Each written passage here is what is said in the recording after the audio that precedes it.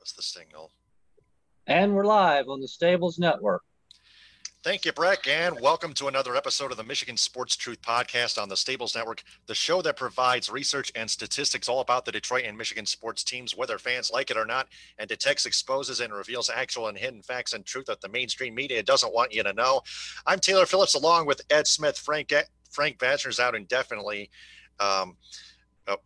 with with a severe injury, fractured scapula, but he'll be back. Sometime in the near future. Please say prayers to Frank Vachner on Twitter, Periscope, and Instagram at Frank_Vachner. Follow me on Twitter at Periscope and Instagram at DT2Phillips with 2 L's, and follow Ed Smith over here on Twitter, Periscope, and Instagram at EdSmith313. Follow the show and the Michigan Sports Truth Podcast on Twitter and Instagram at Periscope at Michigan_Truth. Also, like its 2 Facebook pages of the Michigan Sports Truth Podcast, one created by me at Michigan Sports Truth, and the other created by the Stables Network. Check out our show's website, the MichiganSportsTruthPodcast.com. Scour the Stables Network's website, primetimewiththestablesnetwork.com, and subscribe to its YouTube channel. Also, like the Stables Network on Facebook and follow it on Twitter, Periscope at Stables Network, and on Instagram at the Stables Network. The Michigan Sports Truth Podcast does not represent or defame any of the teams it covers, nor does it represent or compete against any of the mainstream media in the state of Michigan. It is also not for entertainment or debating purposes. It only detects, exposes, and reveals honest, actual, and hidden truth, facts, and statistics about them, and it's all only for every sports fan's own good in our state of Michigan, because the truth is out there. Ed, how are we doing tonight? Well, the same old, doing whatever I can to keep myself as board-free as possible. Luckily, I do have some hours at work, and it's helping me get by, and, just striving and surviving, the usual. Awesome. So we got a lot to talk about, including a lot of coronavirus sports headlines, plus Michigan State basketball with Brock Washington's sexual assault allegations, plus some Michigan Wolverines men's basketball news, very exciting, and some more Antonio Brown trouble. Also another DSR story involving former Piston Antonio Brown. But here's what we know at the moment in terms of the coronavirus affecting sports. First off, in the NHL, the New Jersey Devils defenseman PK Subban appeared on ESPN's First Take and said he wants to continue the season with a 31-team playoff tournament. It'll depend on when the season will resume, which will affect the league's decision on whether or not to play any regular season big games before the postseason or not. Elliot Friedman of Sportsnet writes the league is exploring options and scenarios for resumption of the 2019-2020 season. North Dakota being mentioned as a site at Ralph Engelstad Arena in Grand Forks, North Dakota. The league and players are expected to discuss other locales sometime the rest of this week. As far as we're concerned, players are very concerned about the potential of 35% escrow on future paychecks and whether or not the league will consider to allow that to be paid over the multiple years. The CBA discussions are believed to take place. In the NBA, the league reports that to the media that Las Vegas is the only city considering the season being salvaged with a truncated playoff tournament. And then last weekend, the NBA and Players Association is leaning more toward canceling the season. And then Commissioner Adam Silver recently says he won't know until May 1st as to whether to continue to cancel the season. They're assessing rapid response COVID-19 testing devices, which would be the critical first step to resuming play. And the teams will be reportedly allowed a virtual meeting, but no live workouts in terms of probably the NBA draft or something like that. Plus the horse competition that's been going on. Also in Major League Baseball, Simon Sharkley Gottlieb of the Score says MLB does not want to play in empty parks or extend them to winter, but the league is reportedly contemplating starting the season in empty spring stadiums such as Arizona. And Colorado players like Colorado Rockies third baseman Nolan Arenado responded to MLB's proposal of playing in Arizona, saying, quote, If it's safe, I'm in, unquote. Yankees relief pitcher Adam Ottavino was was in on it. What was in saying he was in too. One player, Milwaukee Brewers all-star outfielder Christian Yelich says there's a 50-50 chance the season doesn't happen, but Chicago White Sox slugger Eloy Jimenez willingly said, "I just want to play baseball." And finally, in the NFL, let's see. President Donald Trump, which we hate, tells Commissioner Roger Goodell the NFL season should still start in September. The NFL draft will go virtual while taking place on schedule and add safeguards to prevent technical difficulties. Plus, in golf, we've got postponed makeup dates. The U.S. Open will take place September 14th through the 20th. The PGA Championship August 3rd through the 9th. The Masters November 9th through the 15th. Still on a schedule. The Ryder Cup September 22nd through the 27th. And Ed, you wanted to add something in terms of MMA, UFC, and the WWE in terms of the coronavirus. Go ahead. Yes, the WWE was still able, as everyone was able to see, get through WrestleMania weekend. Whatever they did, they had specific provisions in terms of filming all the matches, including the widely regarded and talked about boneyard match between AJ Styles and The Undertaker, and the Firefly Funhouse match between Bray Wyatt and John Cena. All those were used at different and unique locations, as was alluded to by Stephanie McMahon when she introduced the show last Saturday evening. They went through the two nights as it went on, and it's worth noting that the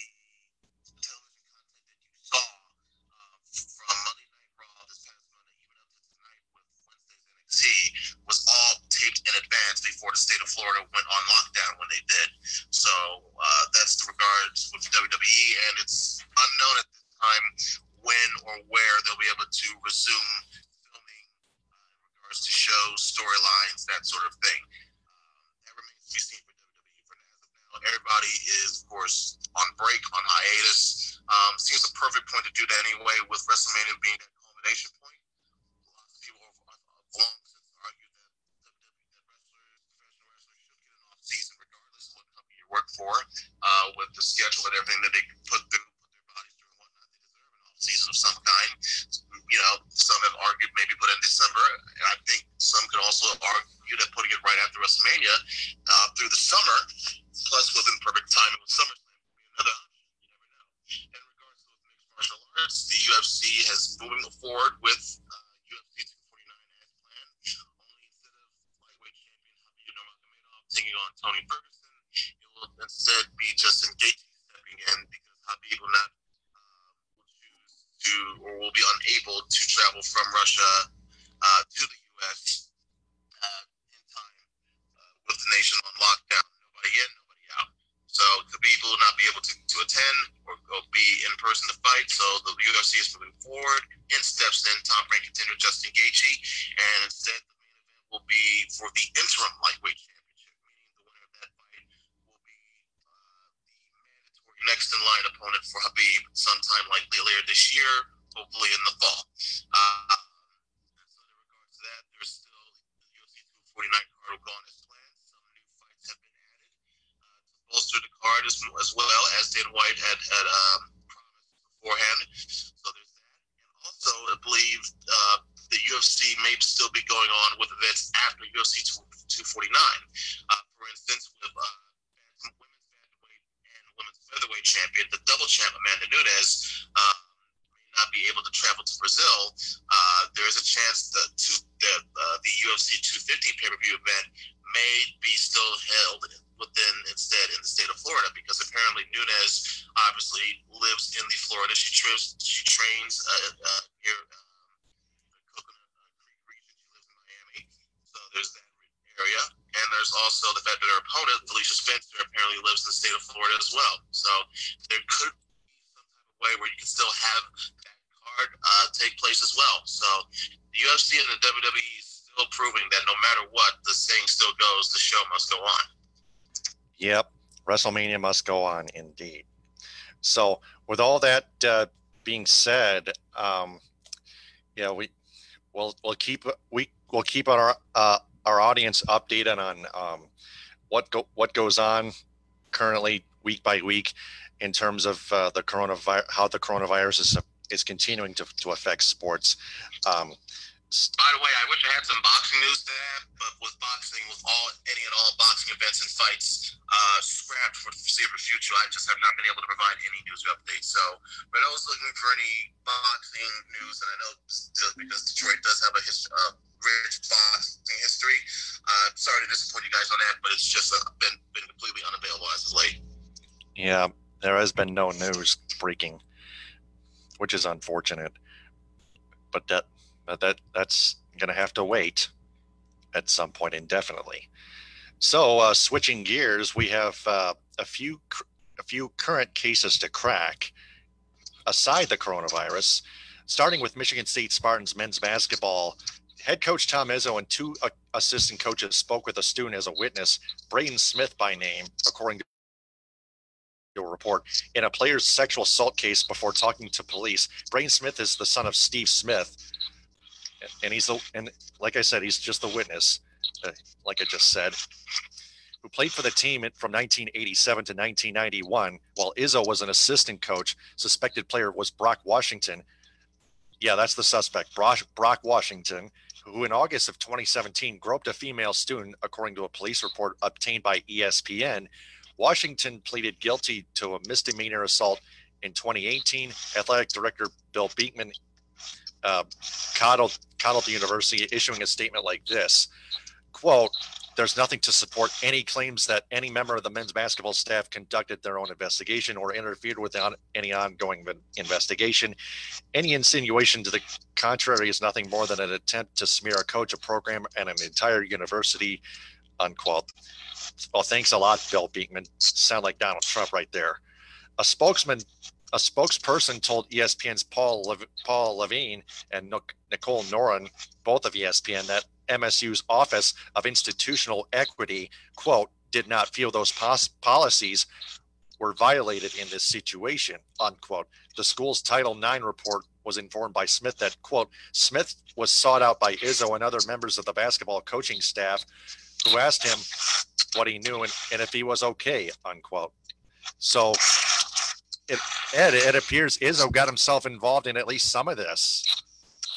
Yeah, it does appear that way, and it gives a question as to wonder why exactly would he do that, specifically talk to this person first and foremost, and instead of talking to or communicating or cooperating with the authorities or higher officials that are above the pay grade in regards to this, because it's a serious matter and a serious investigation. So that's something that, if regardless if that's a player or not, that's something you have to all but most assuredly recuse yourself from until more evidence and more information become available to you.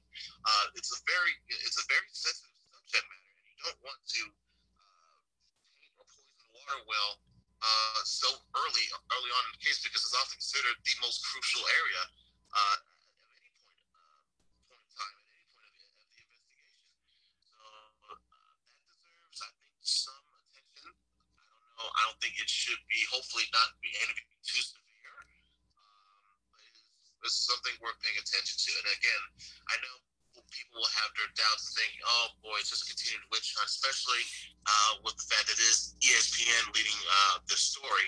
It gives some doubt, but the fact that there is a detailed police report showcasing previous supposed transgressions and behavior on the part of Washington, and the fact that Washington himself eventually pleaded guilty to said offense, I think gives it just a smidge bit more merit than those who probably want to give it on face value. And by that alone, I think you should pay some attention to that, because wherever there's a semblance of smoke, usually there is a fire. And if there's evidence, there's evidence. Let's see the evidence. Let's let the due process play out, as I've always advocated for, whether someone is being innocent or guilty. Let the due process play out. Let all the evidence and information come into play and play out as well. And then upon that, you make your decision. So that's just one step and one aspect of this process of the investigation that we're seeing unfold. So now all we gotta do now is just sit back and wait to see if more comes out. So far, it's not so pretty for Tom Izzo, but again, it's all due process. let's wait and see what more comes out. Yep. And this story is also developing just like the coronavirus sports headlines as well, but just like many in the past before the outbreak in America. Let's switch over to Michigan Wolverines men's basketball. Zach Shaw of CBS reports that forward Isaiah Livers wants a guaranteed contract if he's going to be drafted by an NBA team, or else he's staying at Michigan. So this is one of three notes that we're dealing with here.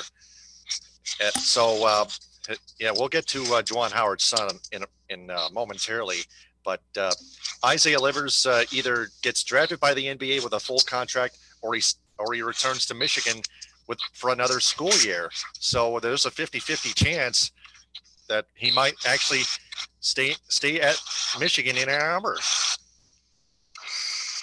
is as a picture perfect example of a 50-50 as you are going to see, because it's completely and utterly dependent on whether or not there's even an NBA season. If Adam Silver has no other choice but to come out and say, hey, we're canceling the season, then that alone tells you what Isaiah Livers' decision is going to be. So whether or not there is a season, obviously it wouldn't make much sense. If there's no season, why would you even come out anyway? Especially when you have more years of eligibility left. So, plus with regards with the latest news, in terms of Michigan losing some roster spots, it would probably be a good benefit or count as a pickup in a way if Isaiah Livers decides to stay, and should there be no NBA season. Yeah, that's that's true. So we'll keep an eye on that. Plus, point guard David DeJulius enters the transfer portal, so Michigan will have to do without David DeJulius. Yeah, which was a little bit of a surprise. You would thought he was building a good relationship with Coach Howard and the rest of the team. Maybe he feels he has a better chance at getting better minutes or at a different school, or it could come down to personal other reasons. Could be academic, could be family. You don't know. That's only that young man's decision to make, and his alone. We don't know the full details. If he chooses to disclose, that's his business. If not, oh well, you got to respect it. So, unexpected, but you still wish for the best of luck. I do know that multiple teams have already come into contact in regards to wanting to wish for services. That includes Marquette, Cincinnati, Arizona State, and I think a big one would be Maryland as well, as names and teams and schools to keep an eye out on that want David Julius' service, because he was slated to be the next starting point guard with Xavier Simpson's graduation. Senior year being cut short, obviously, due to the COVID-19 issue, but still, that was the general consensus thought of what was going to happen now. Wolverines, you got to scramble a little bit, who your next starting point guard is going to be.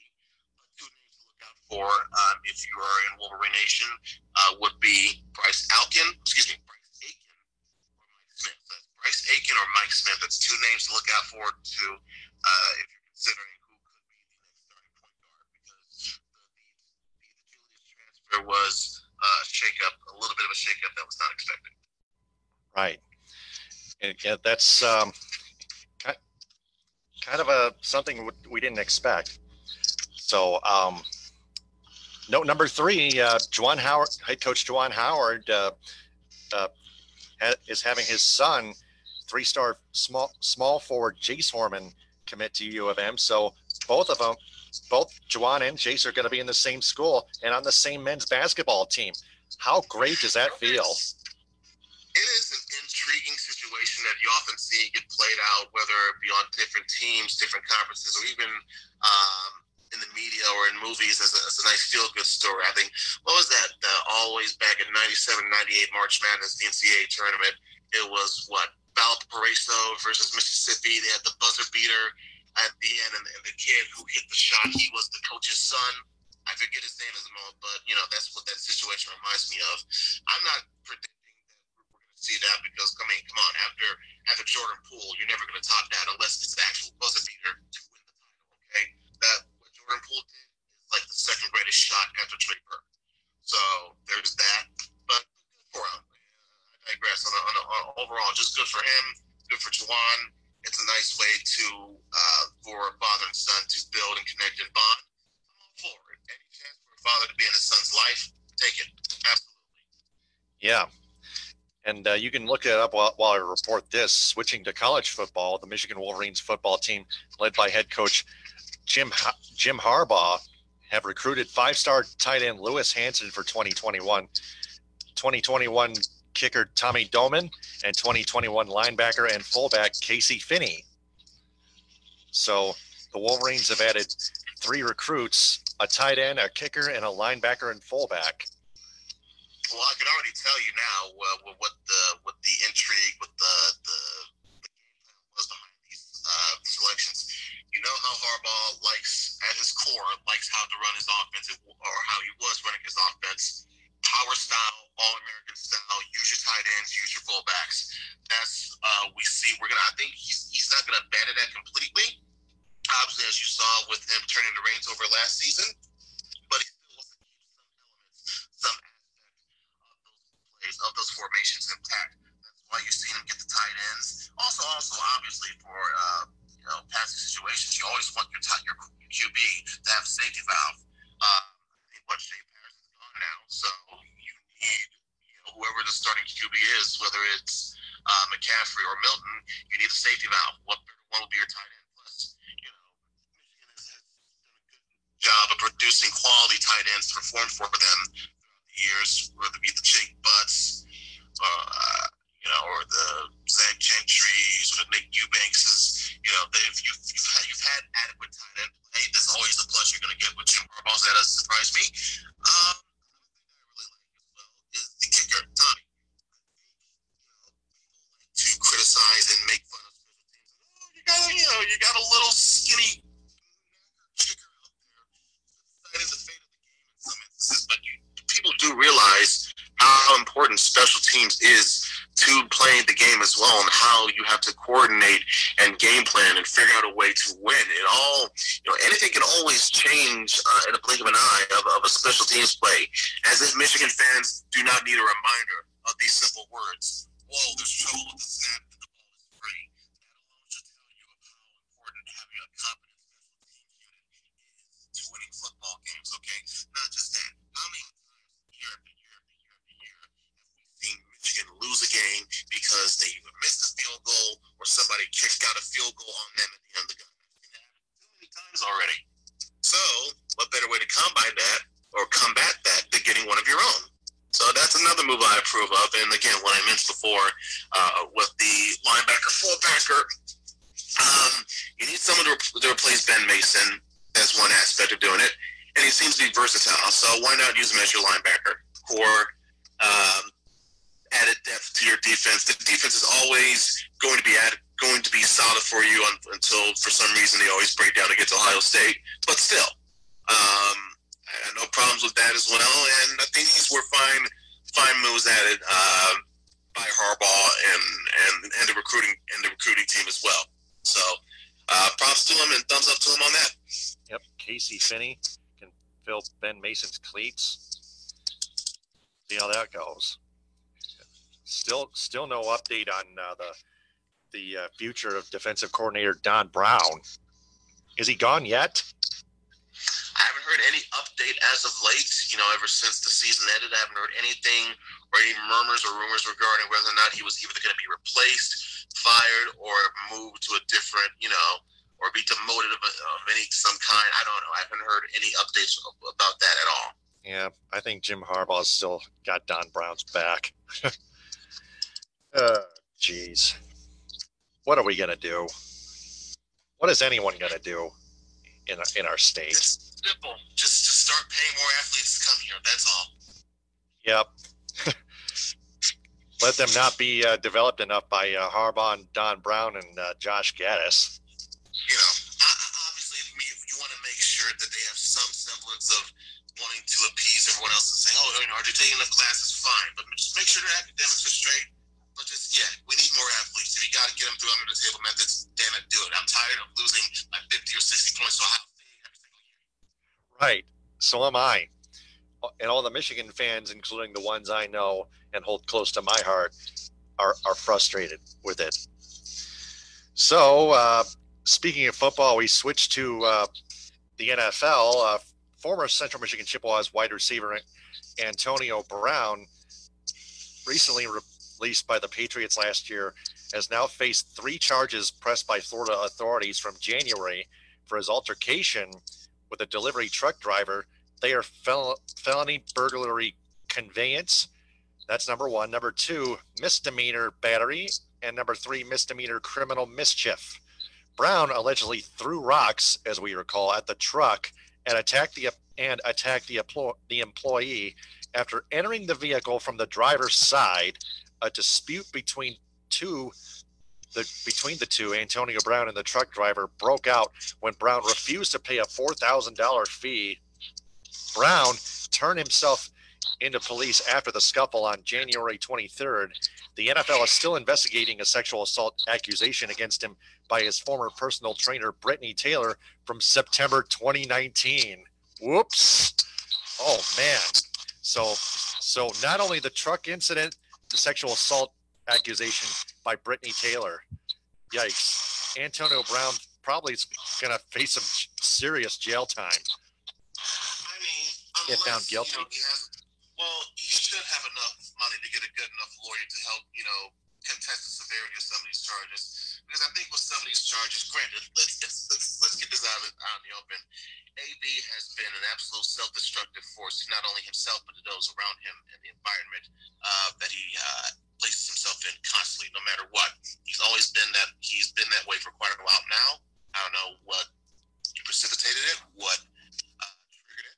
Some would like to allude or theorize that maybe it was that hit that Vontaze Burfict gave them in that playoff game years back. Who knows? Maybe we're seeing one of the most rapidly developing cases of CTE we've ever seen in an athlete. It would be very unfortunate and very sad if that were true, but it's something you got to take into consideration.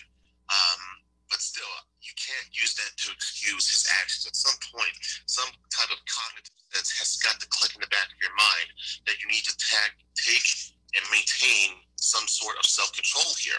There's just no excuse for that. So for Antonio to be willing to be still doing these actions speaks to me that there is a level of understanding of he knows full well exactly what the hell he's doing. And so by that measure, it could possibly make things a bit more difficult for him.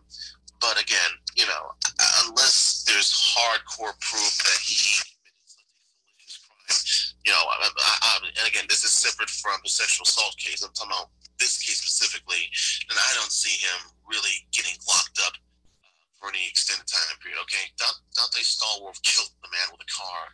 He didn't serve any jail time. Okay, I don't think we're going to see anything, see AB basically get the Mike Vick special or even the Plaxico Burress special. I don't think you're going to see AB see some jail time unless some real big serious shoes start dropping. All right. Yeah, that's unfortunate for Antonio Brown, but I'm glad, fortunately, that he has a lawyer. We'll see. I just want the brother to get help. That's all. It's past the point. It's past funny. We've gone past the funny stage now into the sad stage where, what is he doing? It's sad to look at what he's doing to himself and what he's doing with his life. So the best you can hope for him to do is just get some help, man. Get some help, please. Yeah, urinating tree was pretty aggravated and annoyed by this Antonio Brown. That's why he did more videos of Antonio Brown calling him a diva. Were you able to?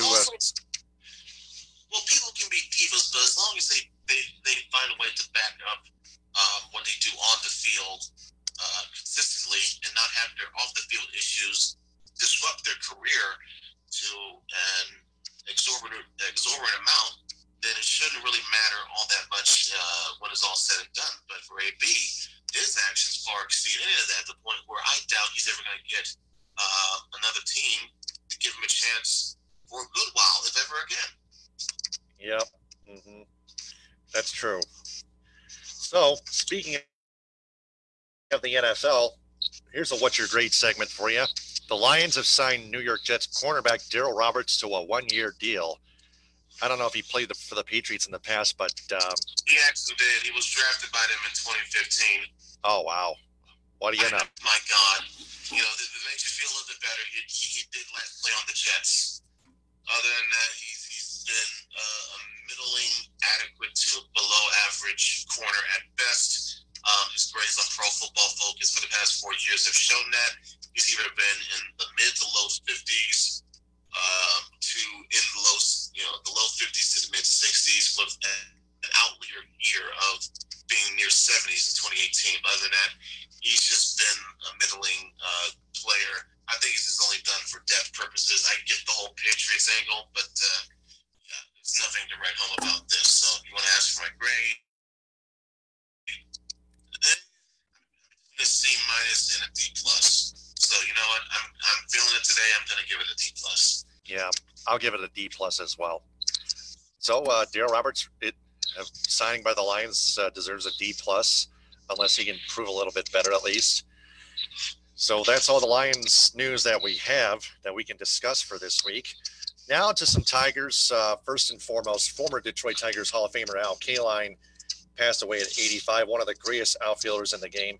And after his baseball career, he joined the broadcast booth on the Tigers television network as a color commentator alongside George Kell and then Ernie Harwell in totality from 1976 to 2002. I was born in 84, and when I grew up, I started watching the Tigers in 1993. That's when I got fixated with the graphics and their voices. I started imitating them. George Kell and Al Kaline.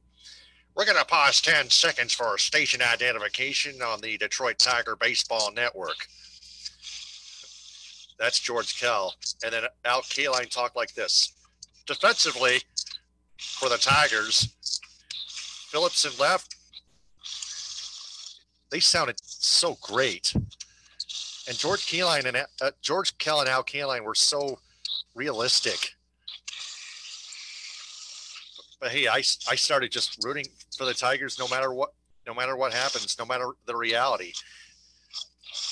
Fast forward, Al Kaline was a special assistant to the front office administration for the Tigers, and now he's gone along with George Kell. They're both in heaven. So, Ed, pass your condolences. First and foremost, I got to pass my condolences to the Al Kaline family at this time. You know, obviously, with the issues that not just their family, but everyone else's families is going through, it's never okay to see a loved one passed. So, condolences and prayers to them on that regard. In terms of Mr. Kaline and his impact, not just on the team, but and not just on the game, but on the city as a whole, I think it speaks to a lot of fans that he had a special connection. For some reason, he marked and symbolized everything that those fans grew up watching and loved in watching the Tigers. If you want to call it was a pure standpoint, it was simple, homemade, if you want to call it all that, fine. But I think it speaks to the longevity, skill, the talent, and just the grace that he had, that this was a guy who, as a 19-year-old kid out of high school, got selected, drafted into the majors, and stayed with that team the entire way. That's the type of longevity and consistency and loyalty that, you know, we really don't see often in sports nowadays. You know, then you had your Bill Russells, you had your Derek Jeters, you had for a while Michael Jordan before you went to the Wizards, but still it's that side. But you had your Larry Birds, your Magic Johnsons, even up to the new millennium with your Kobe Bryants, your Tim Duncans, and just recently with your Dirk Nowitzki. But we're seeing few of those in between. So seeing a player of that caliber stay with the team for that long just shows to what kind of different era that was and what kind of player he was. Obviously, the '68 World Championship was a key contributor, a key leader on that team. The stats that he accumulated over his career speak for themselves. 3,000 hit club. One has always found it so oddly, mystifyingly weird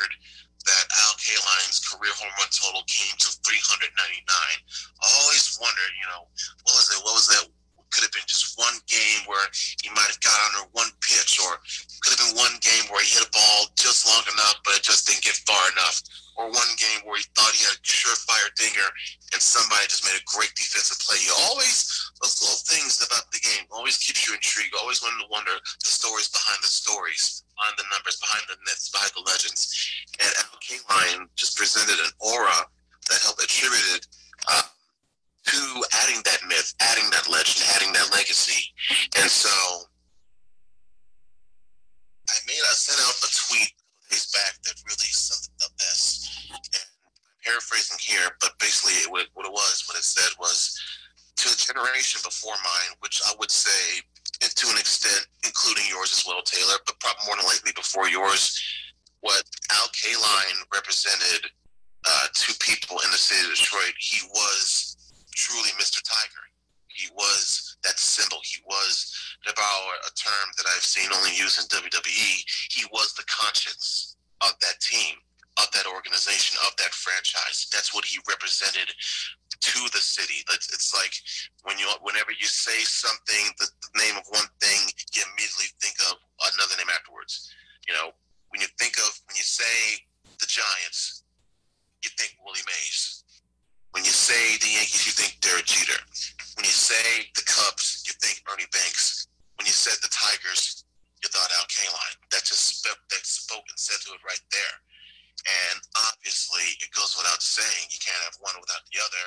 And it makes sense because in a way, the Tigers and the Red Wings seem so interconnected to the soul, to the DNA of Detroit sports, that the same way that Al Kaline was for the Tigers, Gordie Howe was without question that same mythological godfather figure for the Red Wings, because obviously more so because he transcended the whole entire sport. There was just a little bit extra special knowing that he did that from here, from Detroit. He was one of us, one of ours.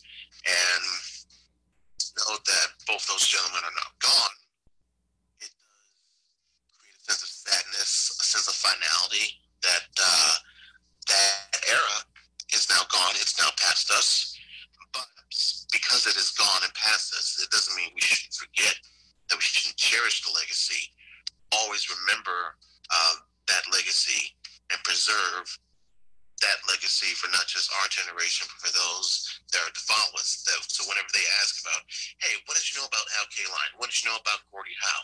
You can tell them exactly what you know because you saw it for yourself, or you saw it and then taught it down to your children and grandchildren who are now teaching it to theirs and so forth. So that alone speaks to the impact and the legacy that guys like Gordie Howe, guys like Al Kaline had now and will forever have. So Godspeed to Al Kaline, and may he rest in peace.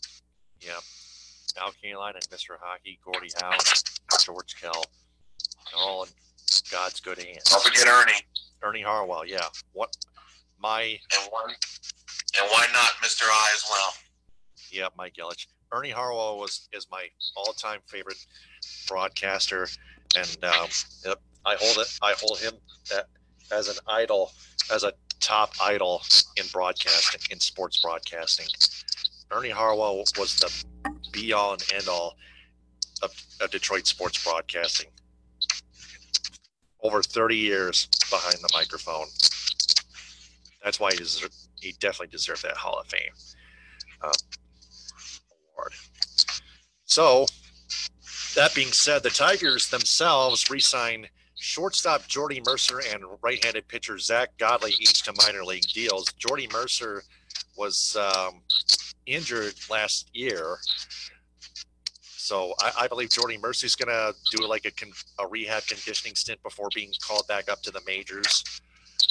Zach Godley, yep. Zach Godley, I think he'll stay in the minors unless he's called up due to some kind of injury.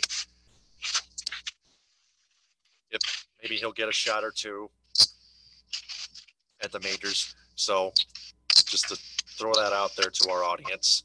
So we got 20 minutes left. Let's go to some Pistons for a little bit before we get to our story vault.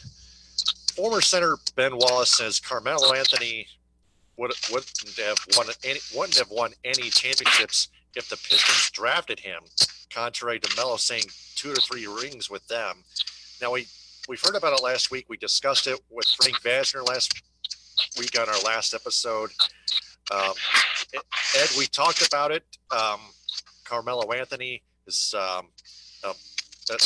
it's just the same things that we've talked about. Ed. However, it was worth noting to hear the take that Ben Wallace had in regards to speaking about Carmelo, saying that, he doubts if they would have won that 2004 championship, if any championship, because I guess in Ben's mind, I think he's probably going by what Larry Brown told him in terms of the experience that Larry had in coaching that 2004 Olympic team that Carmelo was on, to where Melo, he played on the court, wanting to get his numbers, get his production, may not necessarily have translated well into the team system and culture that the Pistons were trying and were not just only installing, but also were displaying and showcasing and exemplifying.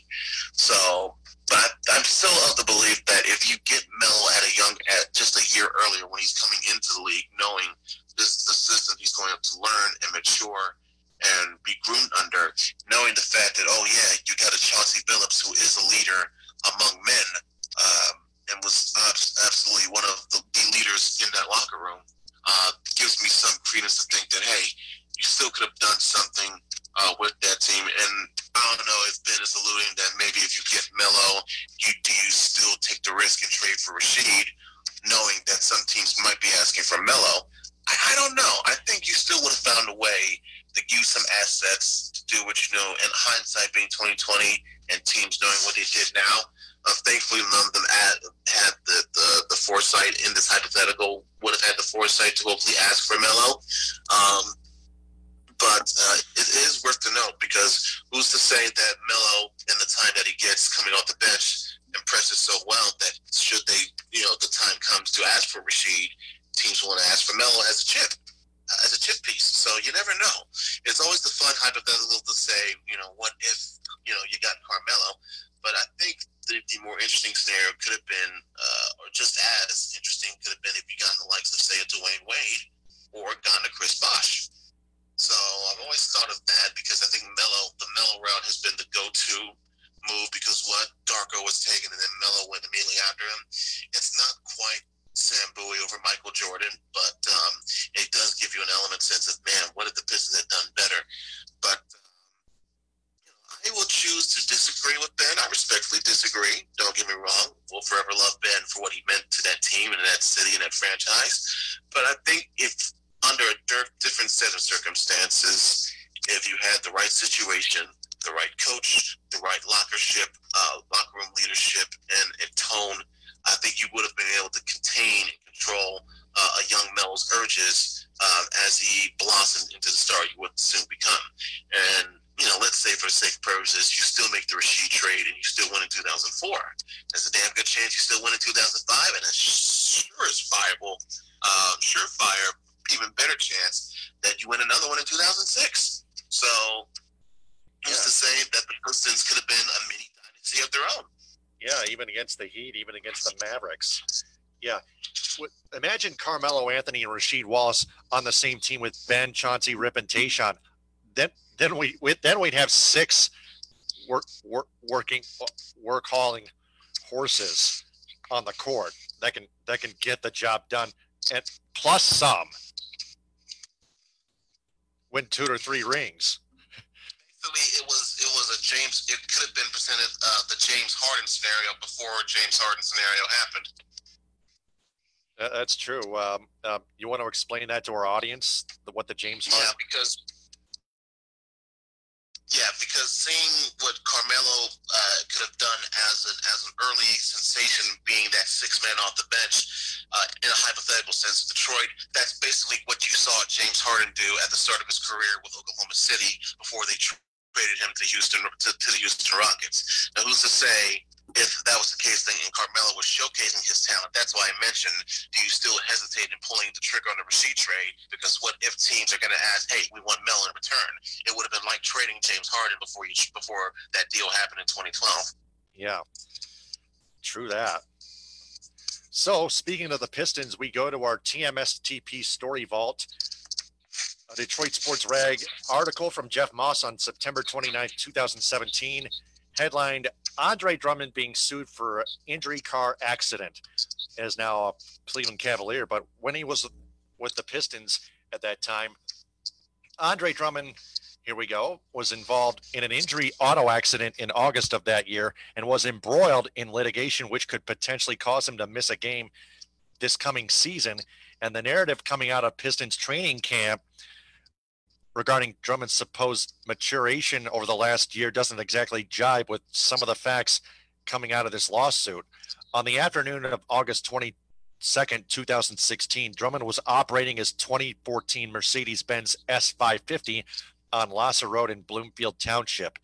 The notoriously awful free throw shooter was waiting to turn left on southbound Lasser into the Bloomfield Commons parking lot when he apparently darted out into oncoming traffic without warning and cause, according to the complaint. Because of Drummond's actions, a Tahoe traveling northbound crashed into Drummond's luxury vehicle. Ebony Mitchell's Chevy SUV T-boned the Pistons center's car. Drummond was ticketed at the scene for failure or refusal, I would preferably say, to yield by the Bloomfield Township Police Department. Interestingly, Mitchell is the wife of Northwood University defensive backs coach Avante Mitchell. Unfortunately for Ebony, the injuries she suffered in this accident are very serious in nature, according to her attorney, Kevin Green. Green advised me today in a telephone, advised Moss that day in a telephone conversation that Mitchell has at least 4 medical recommendations from surgeons to go under the knife for back and neck injuries she suffered in the crash. Green also advised Moss that Mitchell, who was in her late 30s or early 40s at that time, had no pre-existing back or neck injuries before Drummond's demolition derby occurred. The litigation is ongoing, and Moss had been informed that Drummond continues to reject culpability for his actions in that matter. Allstate Insurance is Drummond's car insurance carrier, and Green advised Moss that they have been uncooperative as well.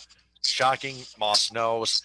The matter is scheduled to go to court in early November, just days after the Pistons' regular season commences, and Drummond's attorneys have attempted to get the matter postponed until after his basketball season is over.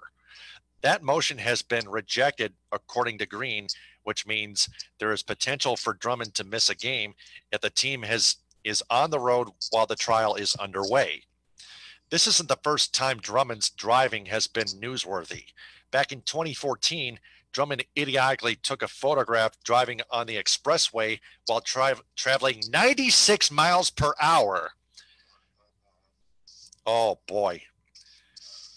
And then the rocket scientist, Andre Drummond, posted the evidence on his Snapchat account. Whoa. He posted his own evidence on Snapchat, and Moss screenshot that sucker. What's worse is just 25 days after causing these injuries to Mitchell, the big dope took a video of himself rapping while driving. He literally said in that rap video that he had to cut some people off and let the pendulum swing, quote unquote. Yeah, you sure did cut some people off, Andre, and that pendulum seemed to swing right into Mitchell's back and neck on Lasser.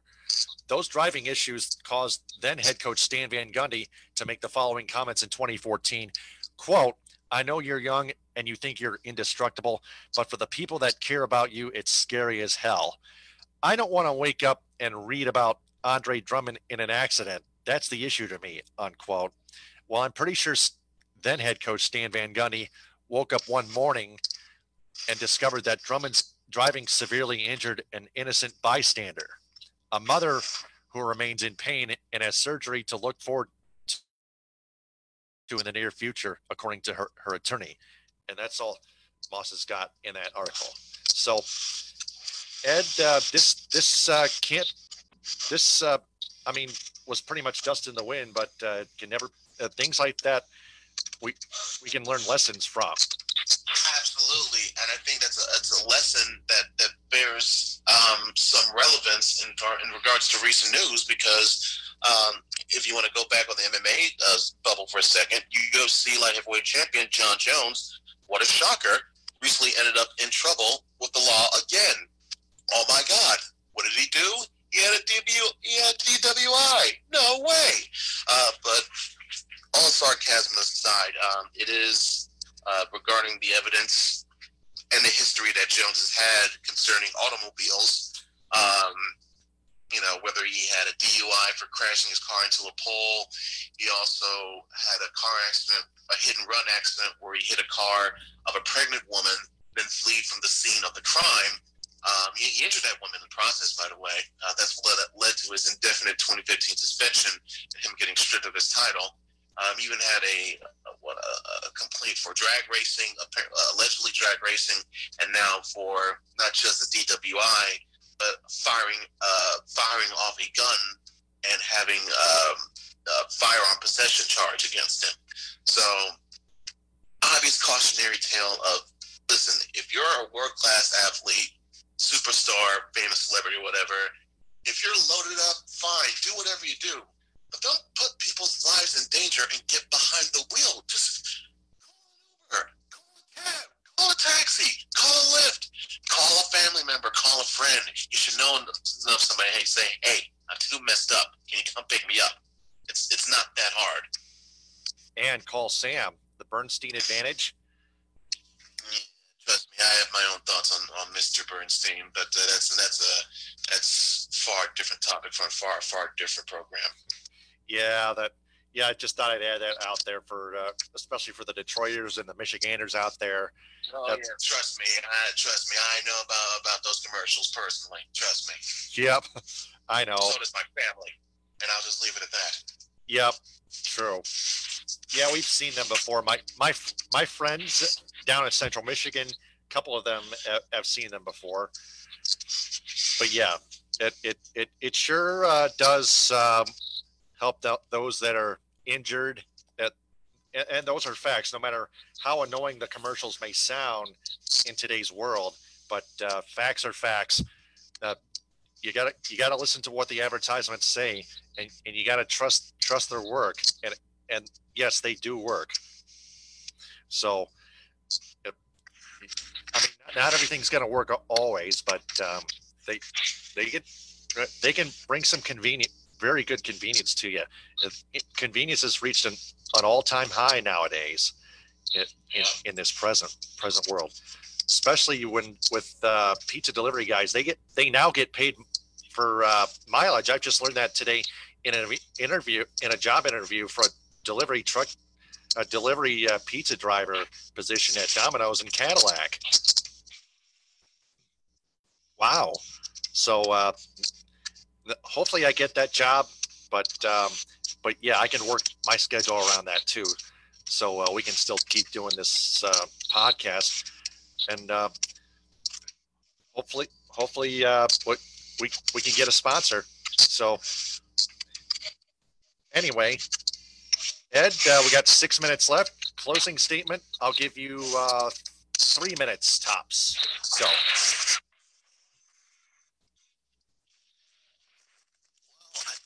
Say and comment on for this week without sounding too redundant or rehashing things that have been said is, in light of everything that's going on, I think the important thing is to keep up the fight, keep up your resolve, and just have a better sense and better understanding of everything that's around you. Make adjustments, make alterations, but still don't let it change who you are personally. Do your best to live your life as safe as possible, as clean as possible, and use the experiences and the lessons that we are currently learning from this and will learn from this from here on out as, a tutorial, a how-to guide of what to do and what not to do.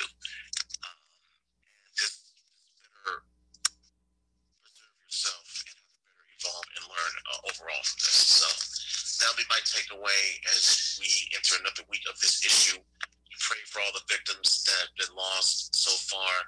You pray for those that have still fighting this, and you just pray for everyone in general that, you know, days are dark now, but you still feel that light and dawn is still somewhere over the horizon. Yeah, and hopefully there's a cure. Hopefully there's an antidote. And I've been hearing on the news that doctors and that doctors have come up with some sort of medicine that could try to help treat the coronavirus, treat against the coronavirus, treat the victims. And I posted that on my personal timeline on Facebook.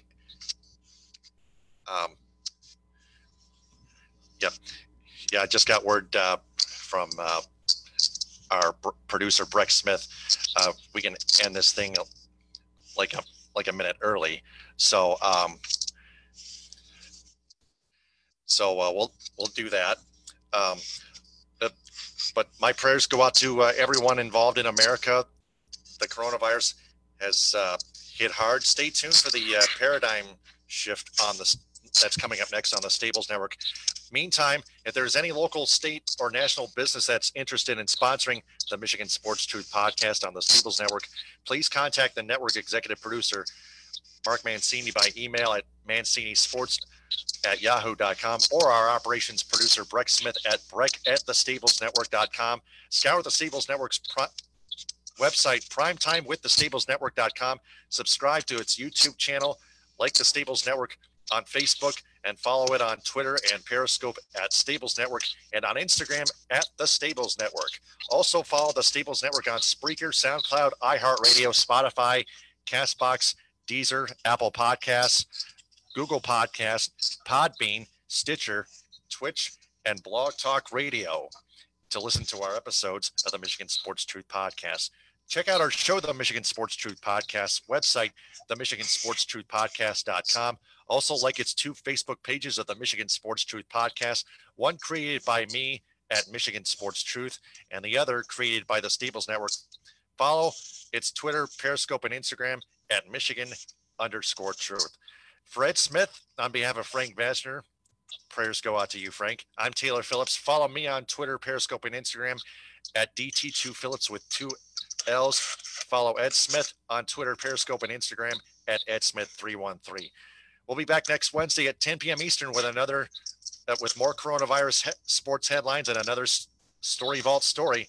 Until then, thanks very much for downloading and sharing. And remember, the truth is out there. TTFN, ta-ta for now. Bon appetit. Hit them with a hind. We rest our case. Stay safe, everyone. Get well, Frank. Yep. Okay, Breck.